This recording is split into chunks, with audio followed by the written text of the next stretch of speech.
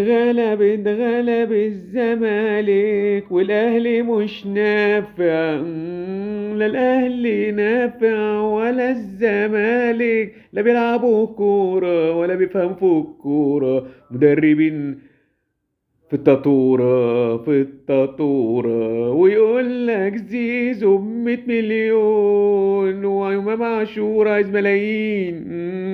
والاتنين مساكين لا بيأدوا في الملعب ولا شايفين زيزو ده ماتيوس ولا امام عاشور. تري هنري الاتنين ورق على بسكويت، ورجال الاعمال بيدفعوا لهم كتير، والرعاة من جيوب الوطنيين.